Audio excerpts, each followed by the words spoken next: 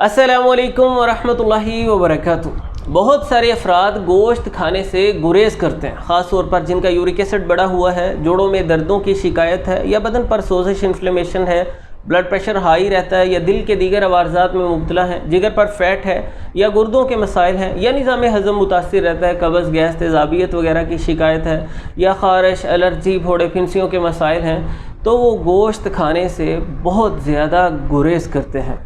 और यही अक्लमंदी है।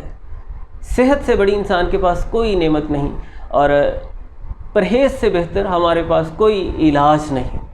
तो सेहत की ही हिफाजत करनी चाहिए, जो भी चीज़ हमें मुतासिर करे उससे बचना चाहिए। लेकिन चूँकि ईद कुर्बान का मौका है, ईद उल अज़हा के मौका पे हर कोई गोश्त खाना चाहता है और जो बड़ी संजीदगी से परहेज़ कर रहे होते हैं उन्हें भी दीगर अफराद कहते हैं कि भाई कुछ तो खाओ, बहुत ज़्यादा नहीं, थोड़ा तो लो। तो अगर कोई संगीन बड़ी पेचीदा सूरत हाल है उनके लिए नहीं, बाकी जनरल जो ये सेहत के मसाइल में मुब्तला अफराद हैं उनके लिए कुछ हिदायत आज की इस वीडियो में मैं आपके सामने रखने की कोशिश करूँगा कि जो स्क्रीन पर मैं आपको तस्वीर भी दिखा रहा हूँ, मसाइल का मैंने ज़िक्र भी किया और ये आप एक इमेज की सूरत में भी देख रहे हैं। जो लोग इन मसाइल में मुब्तला हैं वो किस अंदाज से गोश्त से लुत्फ़अंदोज़ हो सकते हैं, और कुछ जनरल हिदायत भी आपके सामने रखूँगा। जो सेहतमंद अफराद हैं वो भी चूँकि ज़्यादा गोश्त खा लेते हैं ईद के मौका पर और फिर मसाइल में मुब्तला हो जाते हैं, तो कुछ हिदायत जनरल नोयत की भी आज की इस वीडियो में आपके सामने रखूँगा कि इस ईद कुर्बान पर आप गोश्त खाएँ और बीमार भी ना हो। तो पहले बात कर लेते हैं उन अफराद की जो सेहत के मसाइल में मुब्तला हैं और जिनका गोश्त से परहेज़ है, जो गोश्त नहीं खाते वो कैसे खा सकते हैं। सबसे पहला उसूल वो है सही गोश्त का इंतखाब। आपको ऐसा गोश्त चुनना है जिसमें बहुत ज़्यादा फ़ैट नहीं है, चर्बी नहीं है, दुबला गोश्त आपने लेना है। और ऑर्गन मीट से, कलेजी, मगज़ वगैरह अंदरूनी आज़ा के गोश्त से भी गुरेज करना है। दूसरा उसूल, आपको डायरेक्ट गोश्त मसाला जात में भूनना नहीं है, बल्कि उसे पहले हल्का बनाना है। कैसे हल्का बनाएंगे? छोटी छोटी सी बोटियाँ करके नहीं, आपको पानी में उबालना है गोश्त को। थोड़े से पानी में जब आप गोश्त को उबालेंगे उसका फ़ैट काफ़ी हद तक, एक तो आपने पहले ही कम फ़ैट वाला या ना होने के बराबर फ़ैट वाला गोश्त लिया, और दूसरा जब पानी में उबालेंगे उसकी चिकनाइयाँ कम हो जाएंगी बहुत ज़्यादा।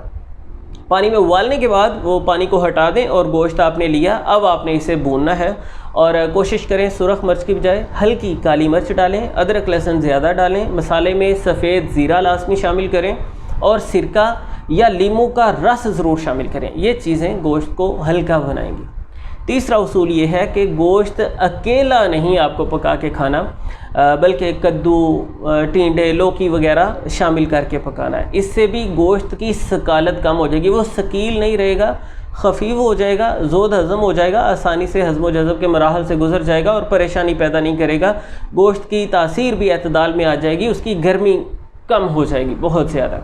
और चौथा उसूल, आपको दिन में सिर्फ एक मरतबा गोश्त खाना है, मुनासिब मिकदार में, बार बार नहीं खाना। सुबह को निहारी चल रही है, दोपहर में बारबेक्यू है, रात को कड़ाही है, तो फिर मसला बनेगा।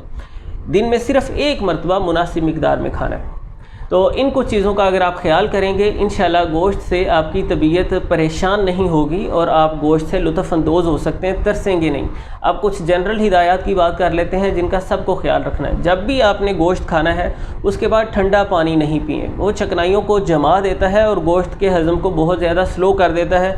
कोशिश करें रूम टेम्परेचर पानी पिएँ। और जब भी गोश्त खाएँ साथ सलाद लाजमी इस्तेमाल करें। गोश्त पकाते वक्त मसाला जात बहुत हैवी नहीं आपको डालने, हल्के फुल्के मसाला जात डालें, मिर्च वगैरह बहुत कम रखें। वो जो नमकीन रोश बनाया जाता है, देखें वो कैसी टेक्निक है, सिर्फ नमक डालकर गोश्त पकाया जाता है और वो इतना लजीज होता है कि क्या ही बात है। काश वो मुझे भी पकाने का सही तरीका आ जाए तो मैं सिर्फ नमक डाल के नमकीन रोश बना के खाऊं। तो बहरहाल मसाला जात बहुत ज़्यादा हैवी नहीं करने, हल्के फुल्के मसाला जात आपको डालने हैं, बिल्कुल लाइट से। गोश्त खाने के बाद वाक लाजमी करें, पैदल ज़्यादा से ज़्यादा चलें और रात सोने से कम 3 घंटे पहले आपको गोश्त खाना है। यानी आपको गोश्त खाए हुए 3 घंटे गुजर चुके हों जब आप बिस्तर पर जाएं सोने के लिए। इसके बाद चहलकदमी, वाक वगैरह का ज़रूर एहतमाम करें और मुसलसल 3-4 दिन लगातार गोश्त मत खाएँ।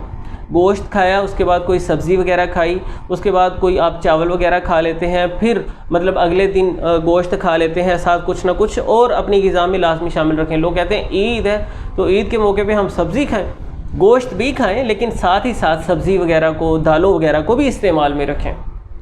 और साथ ही साथ एक कहवा अगर आप इस्तेमाल करते हैं इंशाल्लाह, तो ईद कुर्बान पर खाया हुआ गोश्त आपके लिए सेहत के मसाइल नहीं बनाएगा।